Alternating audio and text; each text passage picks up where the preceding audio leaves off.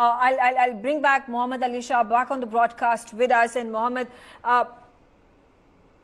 with regards to the developments that have taken place and the statements that had been put out by the Taliban PR machinery that was on an overdrive, talking about equality of women, talking about bringing a law and order situation under control under the Taliban regime, and bringing about a so-called moderate face of the Taliban in Afghanistan. Now, all that rings true, or this is yet again a sham process to allow for peace to be maintained by the Taliban with regards to the fear that is amongst the civilians against the Taliban regime, and obviously bringing about some sort of stability factor and allowing for the world to also calm down with regards to the Taliban takeover of Afghanistan. Megha, to be very, very balanced over here, see, we have to accept the fact that this Taliban is definitely not the Taliban which used to be 20 years back, for various reasons. First is, of course, they have become softened in terms of, as warriors, they are not used to living in caves anymore. They live in AC houses, they wear good clothes, they've got more stylish, they move around in AC cars, they are used to mobile phones, technology, and they are not used to going back and fighting into where they used to fight earlier from. Now, having said that, so they're easier to beat than any other fighting force that could be. They used to be dreaded warlord warriors at one time, but not anymore. And it's really ridiculous that Afghan army, which was actually trained by us, and the US forces actually fled straight away and they didn't even put up a fight. Not a single bullet was fired. Now, coming back to will the Taliban actually honor what their PR machinery is talking about, that they will honor women's rights, look after, because what Taliban is what I perceive, my perception, so it would be for everybody else. About Taliban would be that these people do not have the guts, they do not care, they're only good at torturing women, children, putting somebody on a lamppost, like in 1996, what they do with the president, they put him on a lamppost publicly. So that's the perception that we have, that they are barbaric people, they are, but let us wait and see what if they are actually issuing those statements, whether they actually mean that or not. Now, third day in Afghanistan. Right now, we have a lot of passengers stranded in Afghanistan, in Kabul, and they are all panicking to catch a flight, and they are tying themselves on aircraft, and they were trying to take off from Kabul because it was the fear of the unknown. They had no idea what the Taliban would be doing. Well, an image came about where a man was trying to jump from a wall, and the Taliban soldier in black dress shooting with an AK-47. I would be very skeptical in using the term soldier when it comes to the Taliban. Congratulatory messages that have been put forth by these, and incendiary messages that have been put forth by these leaders from political outfits, and sedition charges at this point of time levied on them. What do you make of these kind of stray statements that have been coming in? Is it responsible at this very critical, important, sensitive juncture?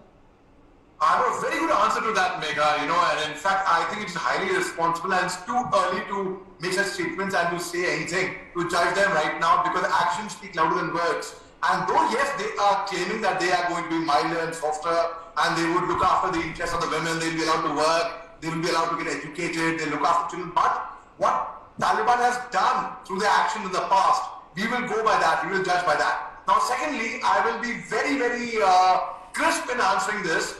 A very clear difference that I perceive between a terrorist and an insurgent. A lot of people are calling Taliban insurgent. Fine, if I have to buy that point, I would put up an argument this way.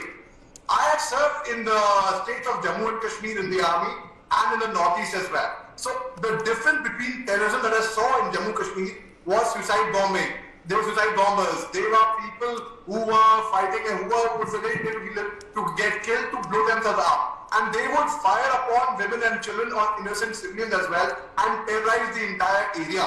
Like for example, in Srinagar, Lal Chowk, somebody will throw a grenade and run away from there. Now, in Northeast, I was ABC to GOC 3 Corps, where we were covering 4.5 states, entire Manipur, Nagaland, Tripura, Mizoram and South Assam. In Northeast, the insurgents over there, I found, they would not attack their women and children. They were principled. Now here, one could call them in a way, they would call them the Naga army. And they had their own principle. They would not attack innocent civilians. They would not cause unnecessary harm to the local populace over there. But here in Taliban, what I've seen, they would attack women and children earlier. And now they'll have to work very, very hard to win the acceptability of the people if they want to. That is what they are looking at. They are looking at legitimacy. If they really want that, then they will have to work really hard and leave their barbaric and old practices that they were doing earlier. Let's wait and watch if that is the case. Okay. Keeping in mind, there have been several of these terrorist outfits, including Al-Qaeda, including Lashkar-e-Taiba and Jaish-e-Mohammed, that are at this point of time at several junctures, at several locations in Afghanistan. Mohammed Ali Shah, I'll just these visuals are being played out. There are these civilians that are trying to jump over the wall, climb onto those aircraft, even catching hold onto those wheels of those aircraft. Many of them that have died, they were jumping off they ended up jumping off the aircraft and losing their lives. This is the situation in comparison to staying back in Afghanistan than to be able to take that flight any way possible. They would rather risk their life than to stay back in Afghanistan. And these reports of these fires that are emanating, the radio stations that are now at this point of time not allowing for any music or entertainment programs to be played except for Taliban news, and that also is being monitored by the Taliban regime, goes on to show what is going to be the fate of the Afghan locals as well as the country in the coming weeks and months.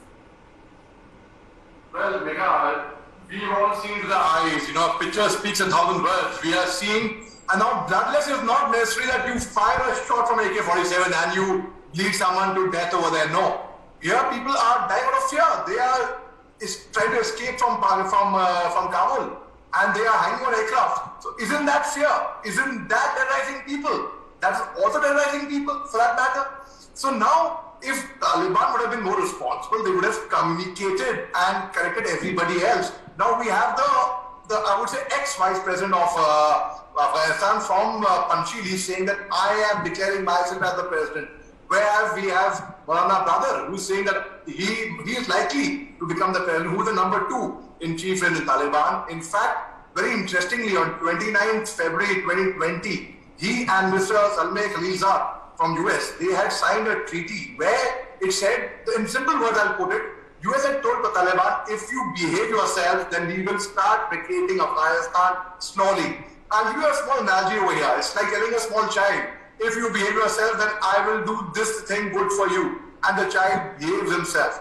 So it is that probation period, that probation time when you are actually observing, is the person actually behaving themselves? And that's how the process of US military started. When people are questioning about how US military located, that's the whole story behind it. And now, when the Afghan army did not put up a fight, not because they were not well equipped, they had air support, they had the best of equipment, they had 350,000 strength of soldiers who could have put up a tough fight, but they did not. Why? It's not because they will to lack of or to fight. No, it's because in the heart of hearts, they were somewhere supporting Taliban as well. They had a soft corner for Taliban. I'll give you another small example. About 2.5 weeks back, when the chief of the army staff of Afghanistan was to visit India, and he cancelled his visit last minute. Yes. At that time, he was under a lot of pressure by Taliban. So it goes to prove that Taliban does not, firstly, they do not have local support. You can see Afghans trying to flee from Afghanistan itself.